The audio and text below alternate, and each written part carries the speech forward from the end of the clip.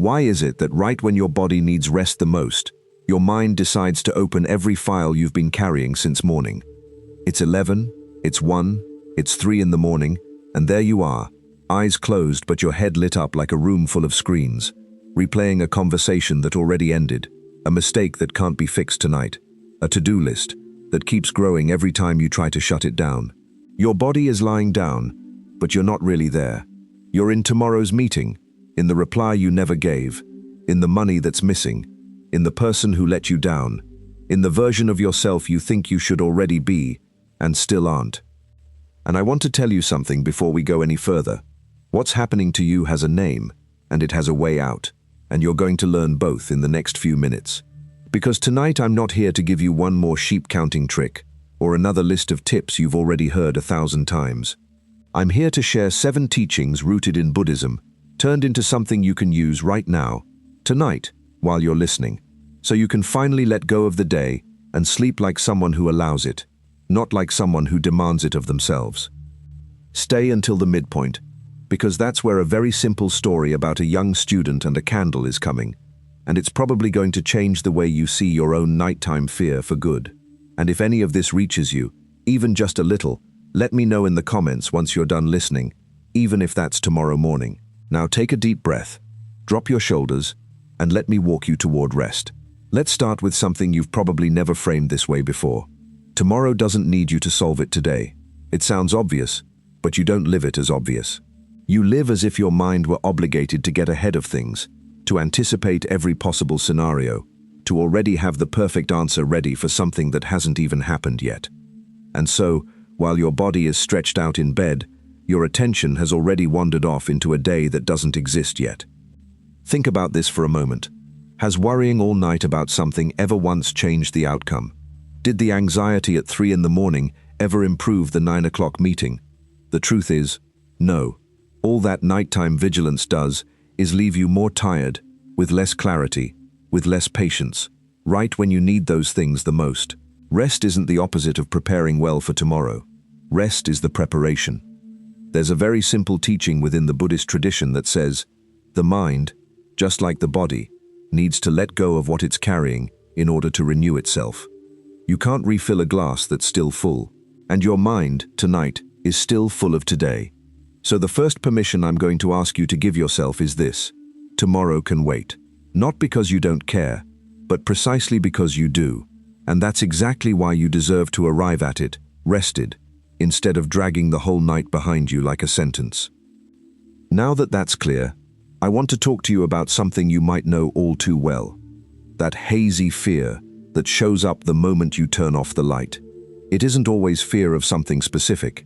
Sometimes it's just a feeling, a nameless unease that grows in the dark. One that during the day, with all the noise of your obligations, you didn't even have time to feel. There's a story about a young student who came to his teacher one night, trembling, and confessed that he was terrified of the darkness in his room, that every night he felt like something was watching him from the corners, that the room filled with shadows that hadn't been there before. The teacher didn't tell him to stop being afraid. He didn't tell him to be brave.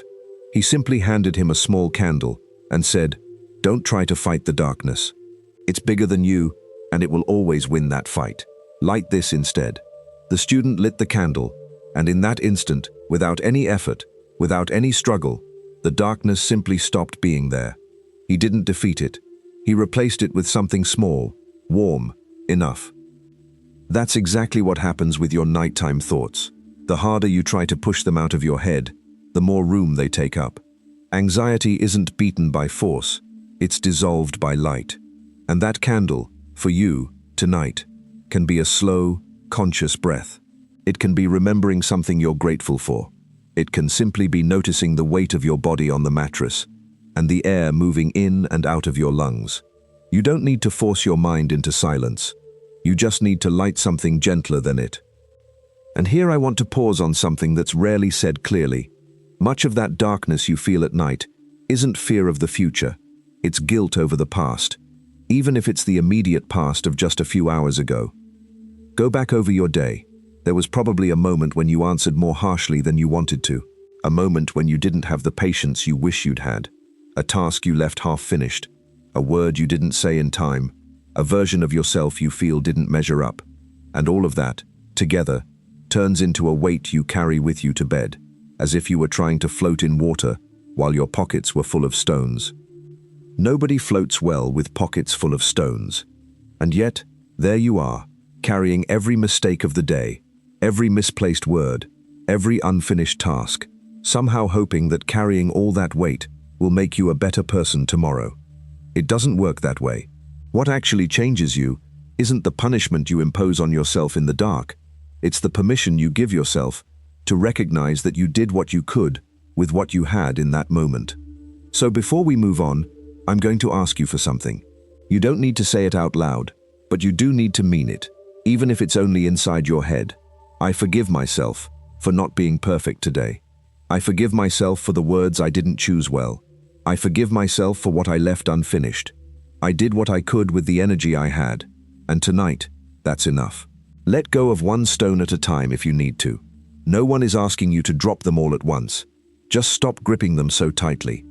And speaking of letting go, I want you to consider something you've probably never been shown this way before. Sleep isn't just a biological function. It is, if you allow it, an almost sacred act. Think of it like this. You have a roof over your head that shields you from the cold and the elements. You have a bed, however simple, holding your body while it rests. You have quiet, or at least the chance to seek it, something a great many people right this very moment don't have. And you have a body that, without you ever consciously asking, has been working all day long, walking, breathing, digesting, keeping your heart beating without rest since the moment you were born.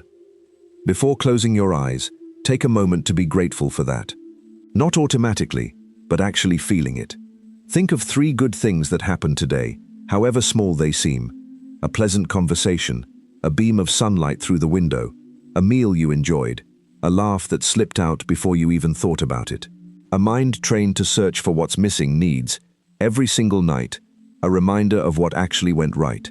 And when you turn that moment of lying down into a small ritual of gratitude, something shifts in the quality of your rest. You're no longer just shutting down like a machine at the end of the day. You're allowing yourself a conscious, gentle, human close to it. Now, here's something I need you to understand with complete clarity, because it can completely change your relationship with your late-night thoughts. Your mind, at this hour, is not a reliable narrator. When the body is exhausted, the brain processes information differently than it does during the day. Problems grow larger. The positive becomes invisible. A manageable difficulty, seen at 3 in the morning, turns into a looming catastrophe. It's almost like looking at your life through a fogged-up window. Everything looks blurry, distorted, more threatening than it really is. How many times have you woken up distressed over something that, in the light of day, turned out to be far smaller than your tired mind had convinced you it was in the dark? That's not a coincidence. It's a well-known feature of an exhausted mind. It exaggerates the danger and minimizes the resources you have to face it.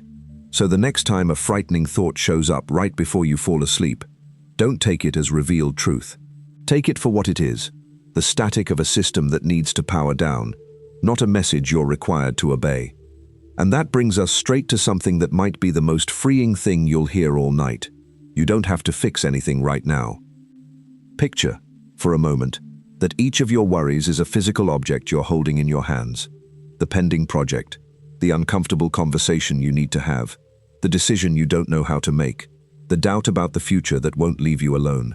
Now imagine that, one by one, you set those objects down on a small table right beside your bed. You're not throwing them in the trash. You're not pretending they don't exist. You're simply leaving them there, visible, waiting, until morning comes and you have a rested mind to pick them back up. This isn't avoidance, it's strategy. No problem gets solved better at 4 in the morning, with an exhausted body and a mind distorting every detail, than it does at 9 in the morning, with light, energy, and perspective. Putting off a decision until you have clarity isn't weakness, it's wisdom. Rest doesn't pull you away from your problems, it hands you back the tools to face them well. And that brings us to the final teaching for tonight, maybe the quietest one of all, but also the most powerful. Every sunrise is, quite literally, a fresh start. It doesn't matter how many times you've felt like you ruined today. It doesn't matter how many words you wish you could take back, how many decisions you wish you could change, how much time you feel you've lost. Tomorrow, when you open your eyes, you're going to get another chance. One that doesn't depend on yesterday having been perfect. The sun doesn't ask the night before whether it's earned the right before it rises. It just rises again. For everyone, you included. As long as you keep breathing, you have the chance to try again. To speak more calmly, to work with more focus, to treat yourself with more patience. No night is the end of the story, even when it feels that way. It's only a pause, a space between one chapter and the next. And that pause deserves to be spent resting, not being punished. So, before you keep listening to the quiet of your room, I want to leave you with this. You didn't need to be perfect today to deserve a good night's sleep tonight. You don't need every question in your life answered to let yourself close your eyes in peace. The day is already over. You already did what you could with it, and tomorrow hasn't arrived yet, so there's no point living it in advance from your bed. Leave the stones in your pocket. Leave the objects on the table. Light, even if only in your mind, that small candle, instead of fighting the shadow. Be thankful for the roof, the bed, the body that carried you through today without complaint, and trust that, just as the sun has risen every morning of your life so far, it will rise again tomorrow too, asking nothing of you in return, simply waiting for you to be rested enough to receive it. If tonight you needed to hear this, even just one of these 7 teachings, I'd love for you to tell me in the comments whenever you get a moment, even when you wake up. And if you feel like someone else in your life is carrying the same stones you are, share this video with them. It might be exactly what they need to hear today. Subscribe to the channel if you'd like to keep finding this kind of calm space before bed, so you don't miss the next ones. For now, there's nothing left to solve, nothing left to plan, nothing left to carry. There's only one thing left to do. Let go of the day, be grateful for what you lived, and allow yourself to rest. Good night, and may you wake up tomorrow with a mind lighter than the one you fell asleep with tonight. If you made it to the end of this video, comment, "I'm here," and I'll personally reply to you myself. And if this one resonated with you, subscribe to be part of it, and hit like if you enjoyed it.